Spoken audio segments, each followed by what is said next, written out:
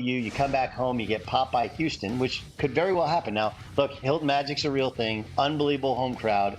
I think the students are back then. Don't hold me to that, but I think the students are back then. Like, that's going to be and then you got Oklahoma State, then at BYU, at TCU. There's a world there where there's somewhere in the 2-3, 1-4 variety to start Big 12 play, and that's the downside to playing the soft non-conference schedule. Is you fill these guys full of confidence and bravado, and now they play a real team. You're like, oh, we're not any good, and it's not that you're not any good. You're just really young and you haven't lived it yet.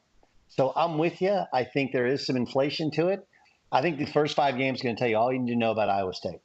That's it. All you need to know is in these first 5 games, how they react at OU, how they react to Houston, then Oklahoma State, and then those 2 road games at BYU, 24,000 people in the Marriott Center, and at TCU against a really old, experienced Horned Frog team.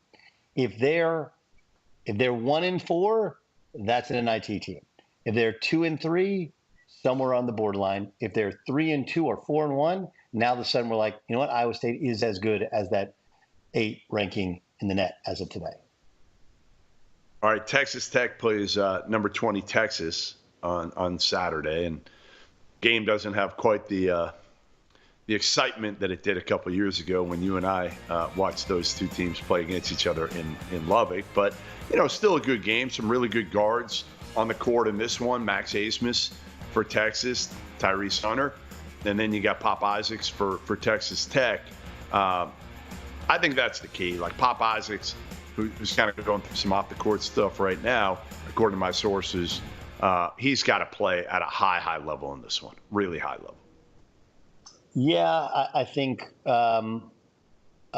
he's one. I mean, like, look, when you lose a really skilled wing, okay, who comes in, transfers in from Arizona State, and you feel like, okay, now we kind of rework how we play. And remember, this is Grant's a head coach who traditionally likes to grind it out and play slow. So some of how they play is a little bit of, is this really how he wants to play? Pop Isaacs is tremendous talent, but you got to let him go. You got to let him play. You can't kind of hold on to him, grip onto him too tight. So I think it's going to be interesting. And then, Texas, you got 2 small guards and how they play. They're still kind of trying to figure it out. Tech's going to be really interesting once they get into league play. And this is a good little snapshot. And Texas, I'm just wondering if they're in that top 4. They're probably in the second tier of the Big 12. But I still don't have a great read on them. The Marquette game was the one that just leaves me going like, I can't believe how non-competitive they were in the final tally in that game. So these are 2 in which I think they're both NCAA tournament teams. I think Texas has a higher ceiling, but I don't know it for a fact. I can't speak on actualities because Texas Tech doesn't have the same roster they had earlier this year, and Texas is still kind of trying to figure out who they want to play when they want to play them. Yeah, listen, to me, I think Texas Tech is probably an NIT team at the end of the year, but they need a win like this. A win like this would kind of change our thought process right now on the Red Raiders, and really a loss for Texas would also change it because a lot of people put Texas as a preseason top 20, 25 team. I really didn't. I don't think they have that kind of big wing that you can rely on right now. They've got good guards. They've got decent bigs. Remember, Disu wasn't healthy earlier in the year, but even with him and Caden Shedrick, I don't know how well they fit together on the court at the same time. Brock Cunningham's a great piece, but he's not really an offensive threat like that. He's great coming off the bench. So I just don't know how sold I am on either of these teams. I think they both could be teams that you're talking about bubble teams, come March, down the stretch and see how they do in the Big 12 and if they're able to finish in the top 4 or 5. I think it's going to be really interesting. You look at the guard matchup. You throw Joe Toussaint in there, who, when Joe Toussaint was at Iowa, been really good. And he was good last year at West Virginia, too. Like, they weren't great till they closed really well. But when he was at Iowa, he was a non-scorer. Last year, he started to shoot and score more at West Virginia. Now he's a 15-a-game guy. Like, you have 4 guards that are not 6 feet tall. and they can, you have Toussaint's the most dynamic defensively. A. Smith is the most dynamic offensively. Pop Isaac is the wild card, and I mean, like that. It's going to be fun. I don't know how, like you said, how good they are. I actually think they're both probably NCAA tournament teams, or at least Texas is. I'm with you on Tech. Tech could go either way, losing Cambridge for the year, but this is a game where you have 4 6-foot or smaller point guards that can really play. All right, the last one, Cincinnati, BYU. BYU may be, as big a surprise as there is in the country this year. Nobody saw this coming out of Mark Pope's team. Right now, everybody, the metrics love them. Like, it doesn't matter who you talk. The net, Kenny Palm loves them. Everybody loves them, right? All the numbers guys. I can't even remember all their names, but they all love them. Give me the key for that Cincinnati BYU game, because this would be a huge one if Wes Miller's Bearcats can go and beat a team that, again, the metrics love. I mean, then it kind of puts Cincinnati in the equation of maybe they're a tournament team. I mean, the basics are, your BYU, a Saturday afternoon, evening game, right? I think it's a 6 o'clock local start time. That place is going to be on fire. I mean, this is a bad draw for Cincinnati. Hey, welcome to the Big 12. We're going to play against a team that, struggled last year in the WCC, whatever, and they're stepping up. But, oh, yeah, by the way, you got to play in front of 24,000 people in your first conference road game. I think it's going to be a tough game for the Bearcats. And I like what they've done. I'm surprised Themis Lukosius isn't playing a little bit more. I like their skill set of players. It's a little bit of an ensemble cast, Skillings has been good. Day Thomas has been pretty good as well. Fisher Lakin has been really good. But this is one of those games where I think you're going to go look back and go, man, I don't want to say they did Cincinnati dirty, but that's a tough way to open your Big 12, your Big 12 career, if you will, as a program. Where you have to open up at BYU. They got at BYU, Texas at home, at Baylor, and then TCU and OU. I think the same will happen for Texas when they go to Cincinnati next week, but I think that's a tough game. And look, BYU's a team, they haven't even been healthy yet, and they haven't played the greatest schedule in the world, but they smoked Wyoming last time. I mean, smoked them. And they've won 4 in a row after that Utah loss. This is a really good and skilled and deep team that I believe is getting better. I still think BYU's best basketball game. They are them and Oklahoma surprises of this league, and maybe the surprises of the country in terms of how they've turned around their program. All right, coming up, Washington and Michigan are on a collision course for college football's national championship, but basketball teams are a completely different story. We'll break down their resumes in just a few. And if you guys are interested in that national title game, the guys from Red Corner, Blue Corner have you covered. Stick around, because at 2 o'clock Eastern, Joshua Perry and Jake Butt will take you inside the battle for the college football crown. Catch that right here on Stadium.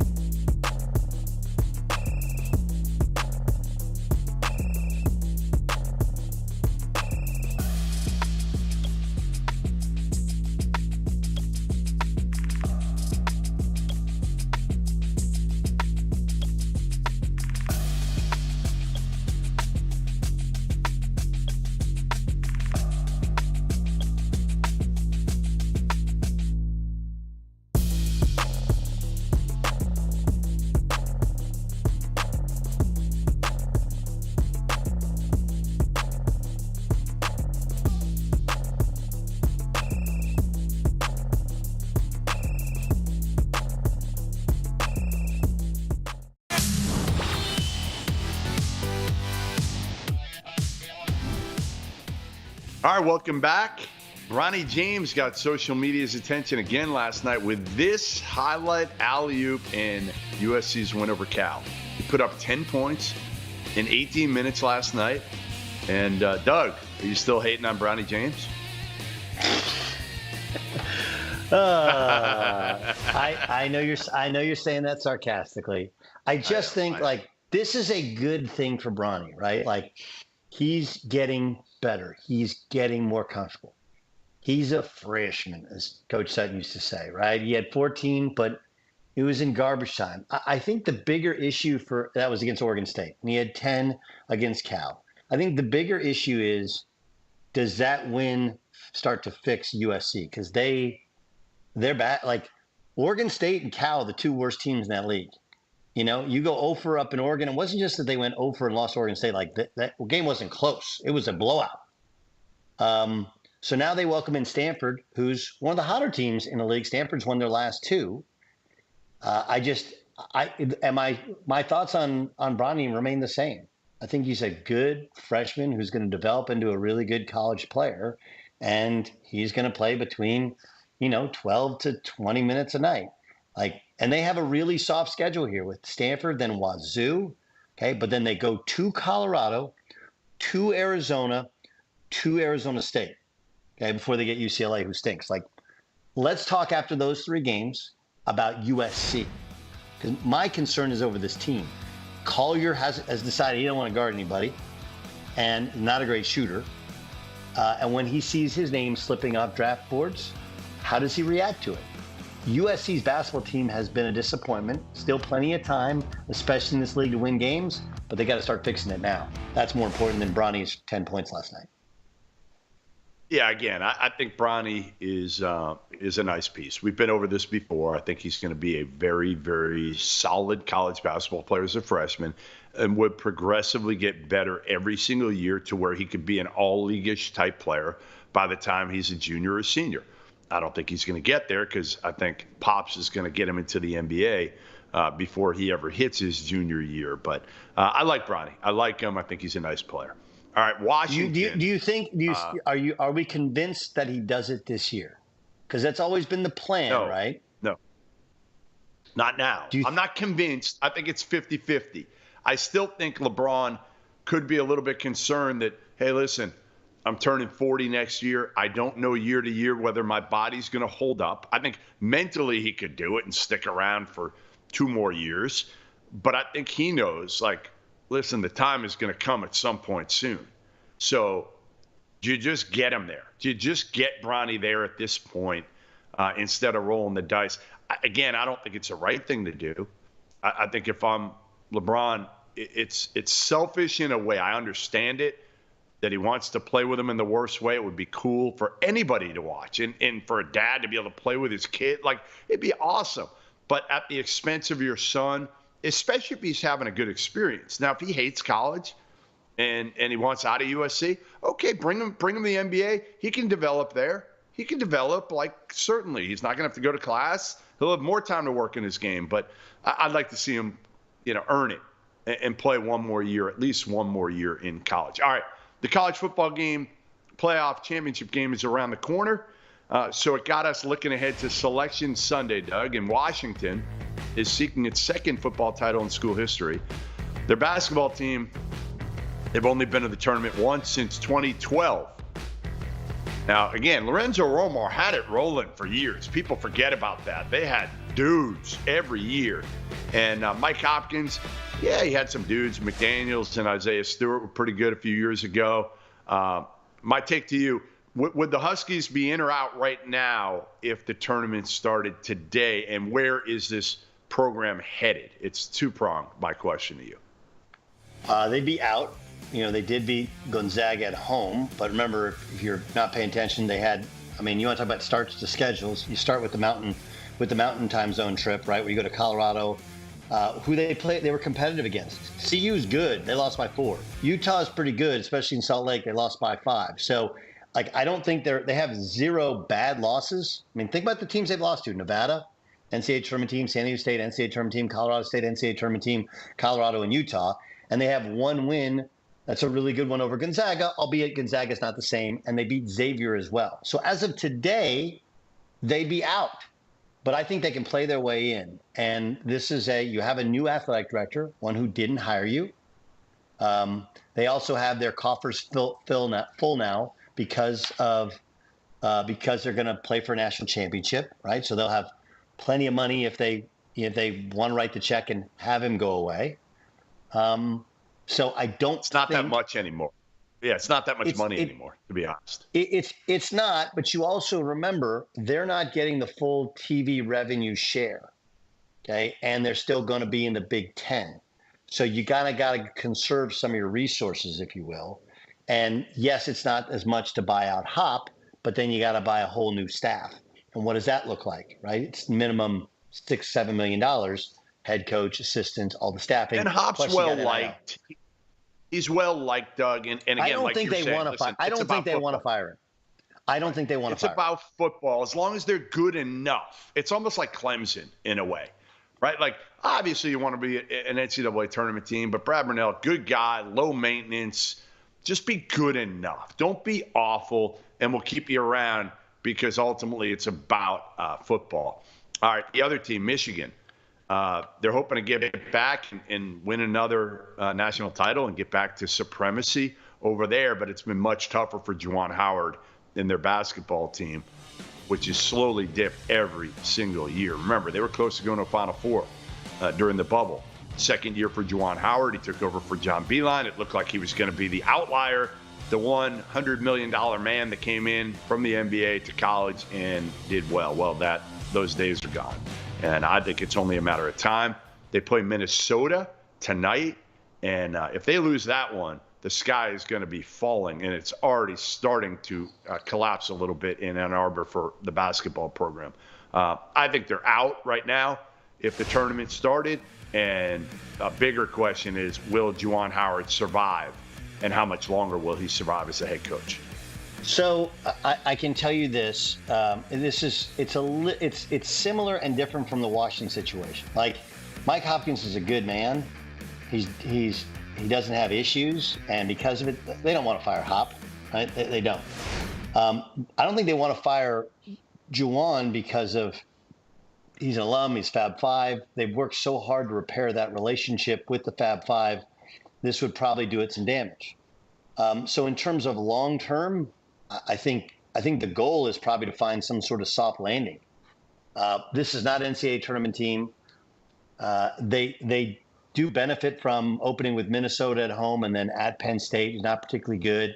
And then they go to Maryland, who's been struggling. But, I mean, based upon how they played, how can you think they're going to win any of these games? You know? Florida's not great. Only Florida because the Big Ten's not that good. Yeah, only because the Big Ten's not that good. So could they? Right, but they're not good. They're not good, right? They're the reason the Big Ten isn't good, right? Yeah. I mean, you lose to McNeese not bad. You lose to McNeese, it's not a one-off. It's not a one-off. They're not a tournament team. Doug, here's my deal. I think they find a way to move on at the end of the year. I don't think Ward Manuel wants the bad blood of cutting off the Fab Five. I think that's the goal of the next 2 or 3 months. How can we find a soft landing for Jwan? Hey, Doug, these alums, probably the easiest one. These alums, did we learn from anything? Like Jwan Howard, Mike Woodson, these former NBA coaches and players that are coming over to college as alums, most of them have not worked, will not work. Now, there are some, again, there are a few exceptions to the rule here. But for the most part, can we admit this is a failed experiment for the most part? And don't keep doing it, ADs, unless it's the perfect guy. Like Damon Stoudemire was a little bit different because he paid his dues in college basketball. Even Penny Hardaway, give him credit because he was an AAU coach for a few years beforehand, got a chance to establish relationships that way. But like the Mike Woodsons, the Patrick Ewings, the Mark Prices, the Chris Mullins, a lot of these guys, no, it's not working. I don't want to say never because, and again, on paper, one would think that the Jwan Howard thing in this era would work because this era is very different from when Chris Mullin didn't work. And I love Mully, but it's because he didn't work hard at the job, right? I mean, it's really it. Like Chris Mullin was not a grinder. Now, grinders are not rewarded nearly the same anymore because so much of it's about NIL. And one would think that because Jwan Howard is such a big name and everybody is infatuated with the Fab Five, that it would have been easy for them to go out and get NIL. So I think there's a two-pronged problem here. The first thing is Michigan, I don't think their NIL is at the level of the elite programs. I just don't, which is weird because before Beeline, everybody would tell you Michigan, they were never doing it by the rules when they were good previously. They just weren't. Okay. So the other part to it is his personality, his defiance, his sort of anger, his whole persona is weird. And I don't think long-term it's a fit at Michigan. So I agree with you in premise. I think this one's weird because I would have thought they would kill an NIL and they have not. All right, coming up, we're picking winners for some of the biggest games in college hoops this weekend. Check it out. Goodman versus Gottlieb on the other side.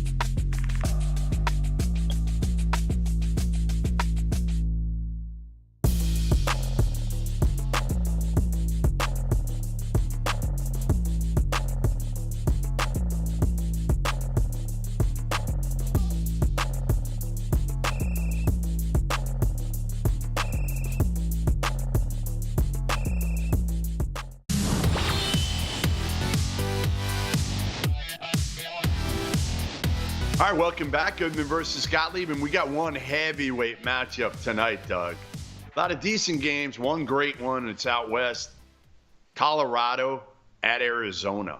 And Arizona struggled lately. You know, no secret in that. They just haven't played great, losing at Stanford, losing that double overtime game in Vegas to FAU. Colorado, a team that I think has put themselves in the equation where this is the best matchup in the Pac-12. Colorado is Arizona's biggest threat for the Pac-12 title this year. Who are you taking tonight? Are you going against Arizona at McHale? No, but it's a 12.5-point line, and this one just, I mean, especially, and if you like teasers, like tease, that's a lot. Unless there's something I don't know. I mean, listen, I know that cold and flu Cody season, Williams. We don't know if Cody Williams is playing yet. That's the only thing right now that number tells me he's not. That number tells me. I don't have inside information. I haven't been Rothstein it and texting coaches every moment to find out. That's what that number says. But I would be very surprised if Colorado gets smoked at the hands of Arizona. So I'd take Arizona to win, Colorado to cover. Yeah, never bet against Arizona at McHale to win, but I'm with you, 12.5. I saw that number, and I was like, is that a misprint?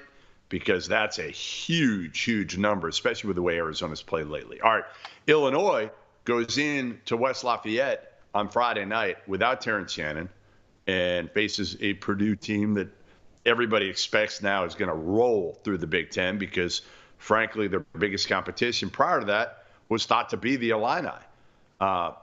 Does Illinois have any – can they even keep this one close against Zach Edey and Purdue? They can keep it close. They can absolutely keep it close. The challenges are – How?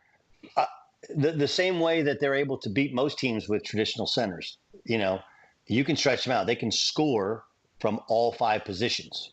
So, yes, they can keep it close. Can they win the game? I don't think so. I think the challenge of not having your best player, not having a true point guard, and they don't – Dane Danger, I think, can provide some quality defense and can score on Zach Edey in the low post. But eventually, he'll just wear you down. All right, last one. I agree with you. I think Purdue wins this easy. North Carolina at Clemson. I may be there Saturday at noon. Never been to Little John. How about that? Oh, it's cool. I'm going to take really cool. Carolina. Yeah, I'm going to take Carolina. I'm going to take Clemson. Clemson at home. Give me Clemson to pop North Carolina now. Bounce back from last night. All right, there you have it. By the way, Doug, Christmas is over. You can take down the tree behind you. I've been a little slow in taking down the tree. I've been traveling some over the past week. It will be out, but it's a nice visual, don't you think? It's very. No, it is. Door over here. I got that's very nice. I love it. I love the combo. Celebrating every holiday. That's something you do just to get as many presents as you can, right? Correct. My birthday's coming up in a week and a half, Jeff. I expect to have some sort of delivery from your house. Absolutely. All right, listen, we'll see you next week. Thanks for joining us. Goodman versus Gottlieb. We start up every day next week.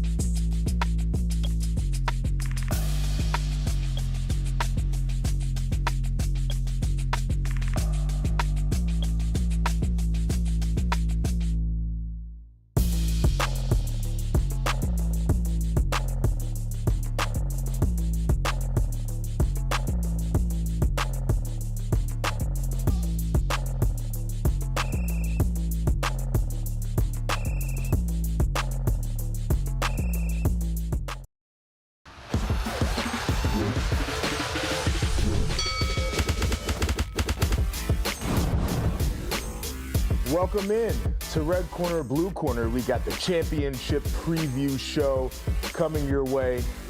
That is Jake Butt, Michigan Wolverine. Very excited, man, this week because his team getting ready to head on down to Houston. We're featured, the championship edition. Yeah. The blue corner's featured. The red corner's featured as well. I don't know. Because you are a national, you do have a ring. You got the big ring.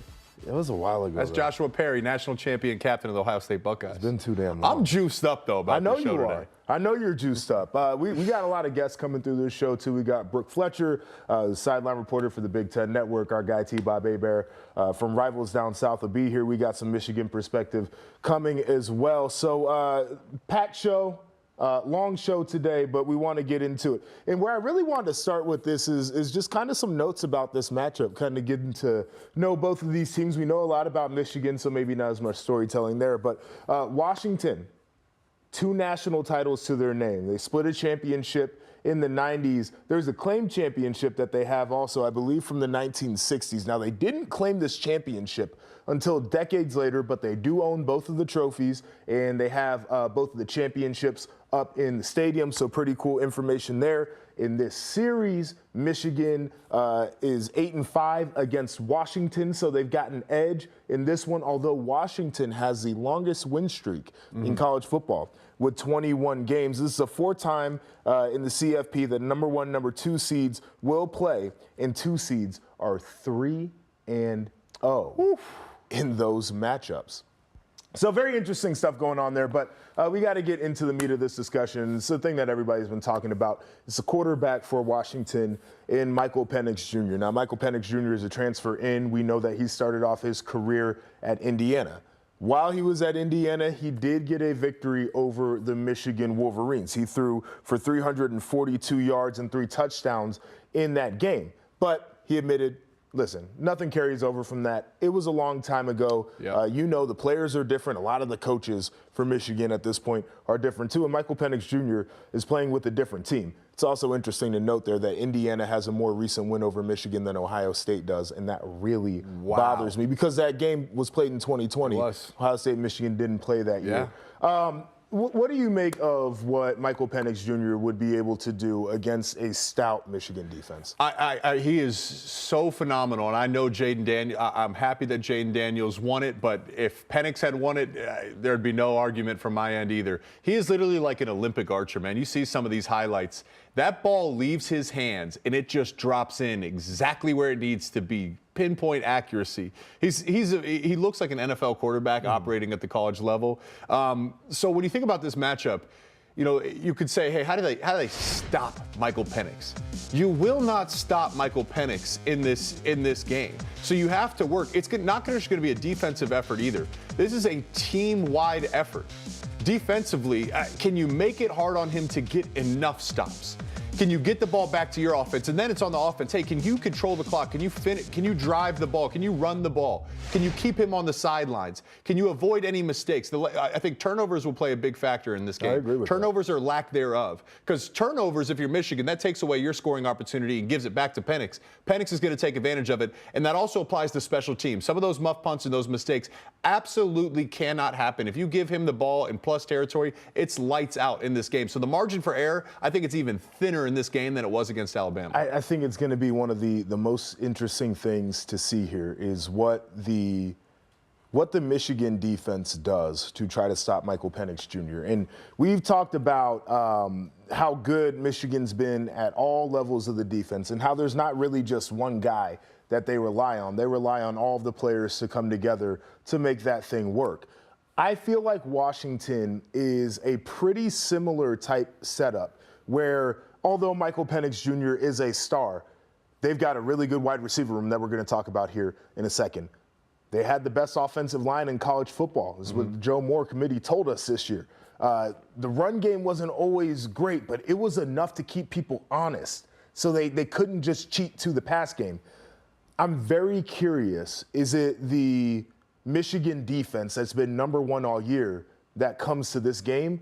Or is it this Washington offense that has found ways to move the football in just about every game? There was one game where they didn't score a ton of points, and it was because of the turnovers, but they still moved the football. Who's going to win that battle there? Do you know in basketball how they say, like, hey, you know, some teams are a half-court offense, some teams are, you know, a tempo, fast-break offense, and they say, man, which team can dictate the pace? Like, which team can bring the other one into their world? I believe that's going to play a big factor in this game. Michigan does not want to get into a shootout. And as great as J.J. McCarthy is, I don't think you want to see J.J. McCarthy try to outduel Michael Penix in this game. So can Michigan run the ball and dictate their own tempo? Can they put the pressure on Michael Penix to continue to score? It's an interesting matchup that we'll obviously be watching on Monday night. Another great matchup, though, JP, is Washington's star wide receiver Romeo Odunze against Michigan star cornerback Will Johnson. And, of course, Odunze's had 5 straight 100-yard receiving games, including 6 catches for 125 yards against Texas. Of course, we've seen Will Johnson face tough competition, namely the Buckeye wide receiver Marvin Harrison Jr., who finished the game with 5 catches for 118 yards and a touchdown. Just big picture, what do you think about this matchup right here? Yeah, I think this is a matchup where one of these guys ends up making a lot of money. It could be Rome Odunze for this year, or it could be Will Johnson for next year because he can't come out this year. When I look at Rome, the more I look at him and the more I look at Marvin Harrison Jr., the more willing I am to say that I think that the wide receiver 1 debate for this draft class is a lot closer than many people thought it was going to be coming into this season. I think Rome has done many things well. I think he is an electric athlete just in terms of his speed in a straight line. I think he's a good route runner, maybe not the cleanest route runner, but I think he's probably got more upside when it comes to learning route technique than Marvin Harrison Jr. would at this point. I think both of them are ridiculous when it comes to contested catches. Marv is going to have the edge when it comes to just having elite ball skills and traits there, but the contested catch, both of them have been phenomenal.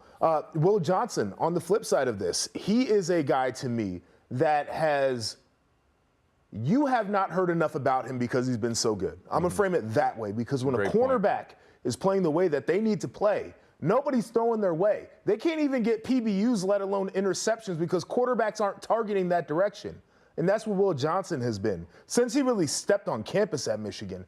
And so I think this is going to be one of those Titanic-type battles, because both of these players, to me, are near the top 2, 3, 4 at their position in America. Mark Carmen in our chat there in the comments brought up a great point, said the top passing rated defense that Washington has faced was Oregon. They had the 54th rated passing defense in college football. Obviously, Michigan is astronomically higher. Michigan also, it's also true they haven't seen a passing offense like Washington. I think that's kind of the flip side there. We have to learn some things here, yeah, I think right? Both of them are kind of going to be like, this is a little bit different. Like, I know I'm not going to get too far ahead here, but when I look at the Washington wide receivers, for example, and I mentioned Rome and Will Johnson, and we kind of saw a preview of what that could look like when Ohio State, Michigan played with Marvin Harrison Jr. But are we taking Polk and McMillan over Ibuka, who was banged up, and Julian Fleming at this point? Because I think I might. I think Cade Stover and Westover, the tight end for Washington, are comparable players when it comes to being playmaker weapons, right? Like, I think when you start to distill down the skill group for Washington, quarterback, wide receivers, tight end, the only one where I say Ohio State was definitely better was a healthy TreVeyon Henderson. The rest of them might be edge to Washington. Flat out, I think I don't think. I believe in my heart of hearts that this is the best passing attack, probably the best offense as a whole. Michigan, definitely the best offense as a whole Michigan has seen. One of the best offenses anyone will see in recent college football history. And this is where I love the matchup of Will Johnson versus Odunze. Will Johnson's a long corner with long arms. And he can do press coverage. They can mix up zone. But to me, this comes down to Jesse Minter.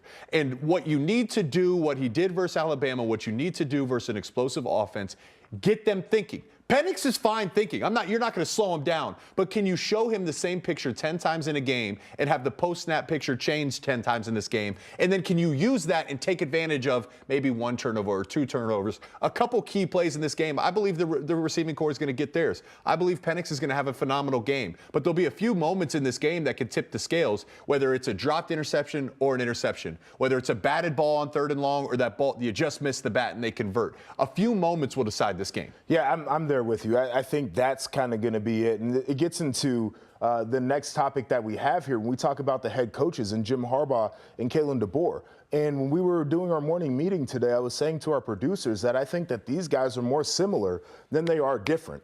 Their recruiting profile is not to recruit the most 5-stars in the country. There's 2 5-stars playing in this matchup, by the way, and both from Michigan, Will Johnson and J.J. McCarthy. There's 2 5-stars in the whole national championship game. Both of these coaches understand how to build programs and how to develop players and how to maximize.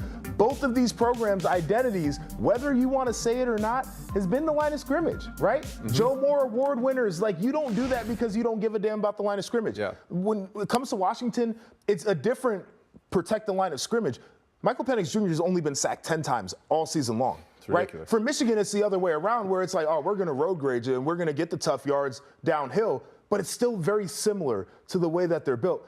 To me, I think the reason why either one of these coaches have been successful too is because they're not scared to take advantage of the margins of the football game. Mm-hmm. My example of that, we've talked about Sharon Moore. Against Ohio State, he did it. Against Alabama, he did it. The 4th down calls, and he knew exactly what he wanted to call, and he was able to extend drives in a timely way that resulted in points and really swung the game at times. I look at Kalen DeBoer and what he's done throughout the season when he needed to go for it on 4th down and said, you know what, I'm going to do it. And they got him. Mm-hmm. And he knew what he wanted to do. Mm-hmm. Very similar approaches, and I think that the chess match between the coaches is going to be another fun thing to watch here. I agree with everything you say, so I will only add this that I think plays a factor where I believe, and I'm speaking on behalf of the Blue Corner here, one of Michigan's biggest strengths is they as a team are unified and aligned. Their culture is strong. This is one of the more mentally tough locker rooms that I've seen and that I can remember. I can say the same thing about Washington, too. They've been counted out and doubted. You know, everyone's picking Oregon twice. Texas was the favorite to win, right? They've been counted out and doubted all year. Michael Penix, what he's overcome in his career with the injuries. Kalen DeBoer, his explosive climb to get Washington to where they are. That's another matchup where I think it has benefited both teams at times this year. The fact that they are so mentally tough. They're operating on a different mental level. And yet, good meets good and force meets force in this game. Yeah, I think it's funny because the first thing that I said when this matchup came out is that Washington might be the only team that can out-underdog Michigan. Yeah. And they got them in the championship game. There's so much from an approach standpoint that I think mirrors between the programs, and that's what makes this one a lot of fun. That's a great point. Here's the funny thing about it, and as we both talk, you get to decide your own narrative that you want to believe. Both of them will tell you they're the underdog this week, which makes it really fun. One of them gets to win and gets to say, no, we were the underdog. The victor gets the last word. That's all good. All right, let's get us out of here. It's time for our first break. On this championship preview show, Jim Harbaugh declared J.J. McCarthy Michigan's greatest quarterback. So coming up, we'll visit with the longtime Michigan beat writer Angelique Chengelis to see if she agrees. It's coming up.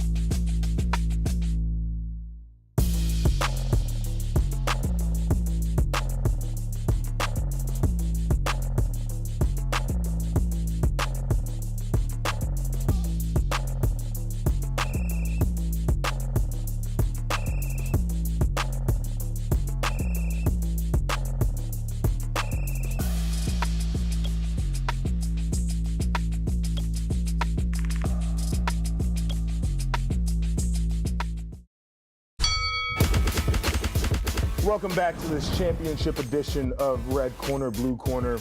Jake Butt is joining me. I'm Joshua Perry, and we're pleased to be joined now by longtime Michigan beat writer Angelique Changelis of the Detroit News. Angelique, it's been a while since I've been able to speak to you. I'm sure you got to catch up with Jake out there in Pasadena, but how's everything going?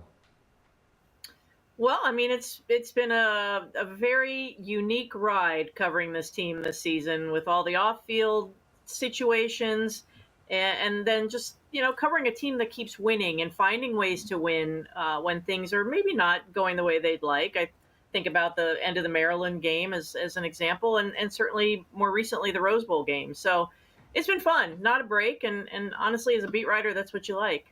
Angelique, you used the word unique, and that leads me perfectly into my next question, because I've been trying to conceptualize and give myself context to this season, because the guys feel so special.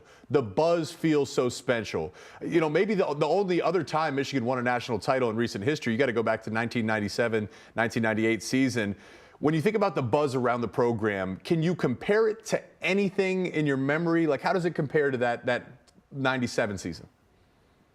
The difference, Jake, is I think with social media, there's just so much more. It's, information pumped out constantly on all sorts of platforms. In 97, I remember that season vividly because I never had a break. I never had a day off. It was just constantly writing about this team. And there were a lot of very special players on that team. Charles Woodson, obviously the Heisman Trophy winner, but so many other personalities. And that was a unique season because Lloyd Carr, the head coach, really let those personalities shine and let those players be themselves. And I think that is similar to what Jim Harbaugh has with this team. I mean, it, Jake. You talk to these guys. They are very much letting their personalities show. They're very much a team. They have each other's back. Sometimes, that comes off as a cliche, but in this situation, it's very real. But I think with so much social media presence now, this season feels like so much more than in 1997, but I have a stack of newspapers from that year, so there was a lot of coverage then too. All right, Angelique, I want to talk about just the way that this team has gotten here. First two CFP appearances for Michigan, they end in losses in the semifinal rounds. Then you go into the semifinal this year against a team from the SEC in Alabama, Nick Saban, if you want to call him the king of the hill because of all the success that he's had, and Michigan gets the win in that game. What did they take from the previous 2 years that allowed them to have success this season?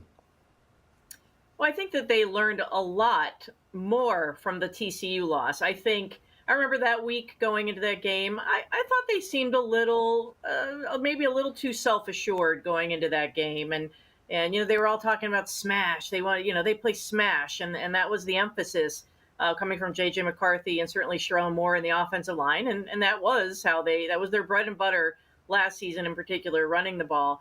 I think from that first game against Georgia, they knew that they were outplayed. I mean, that was a superior team. And I think you look back at that scene at the end of that game with J.J. McCarthy, a freshman, Donovan Edwards, also a freshman, Andrell Anthony, who's no longer with the team, but they were on the field watching it, taking it all in. And I think that helped them going into the next season. But then, I think that they learned last year that they were a little overconfident going into the TCU game.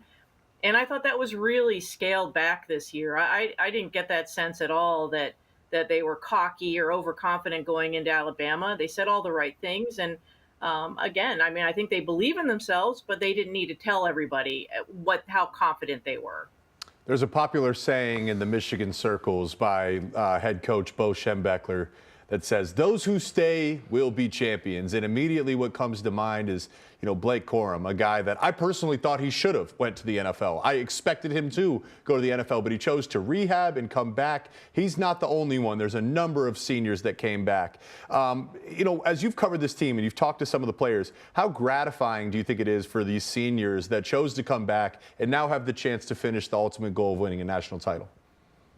Oh, I think it's everything, Jake. I mean, I think, Zach Zinner, even though he's injured now, obviously, he's a consensus All-American. He doesn't have that accolades if he doesn't come back and doesn't enjoy this ride, even though he is on the sideline now, having broken his leg against Ohio State. You've got Trevor Keegan. You mentioned Blake Corum. You got Michael Barrett on defense, who took his level of play up a year. And I think he knew what he had to do if he wants to play at the next level. I think when Ernest Hausman came in, the transfer from Nebraska, I think that gave him, another challenge to take his game to a different level. Mike Sainristil could have moved on. All those people, and talking to Roman Wilson after the Rose Bowl game, he said it was really about them in those final minutes of the game. It was about doing it for them. And Trevor Keegan said in the huddle, said, look, this is the last drive we could have together. And they rallied behind that. And I think the leadership has been so strong. You obviously include J.J. McCarthy in that, but it's that group. It's that core group. Cornelius Johnson, another guy who came back. And, I think that they, having Blake Corum, who is such an example off the field as well as on the field, it's just been a priceless group in terms of leadership. And it's, again, you talked about culture, building a culture, and that's how you sustain it and you keep it going for the next classes because they've seen what this group has done. Angelique, I want to ask you about a guy in particular. You talk about leadership. Well, J.J. McCarthy comes to mind. And, Jim Harbaugh has sung his praises all season, including last week when he said J.J. was Michigan's best quarterback of all time. Of course, we're talking about career at Michigan. We're not challenging Tom Brady yet. But you followed this team for a long time. Where do you think J.J. ranks amongst the best quarterbacks in school history? He is definitely up there. Drew Henson didn't have the career. Obviously, he left a year early, but that guy was extremely talented. And there are times that JJ, especially when he's on the run and throwing, he reminds me a little bit of Drew Henson. He was such a gifted natural athlete.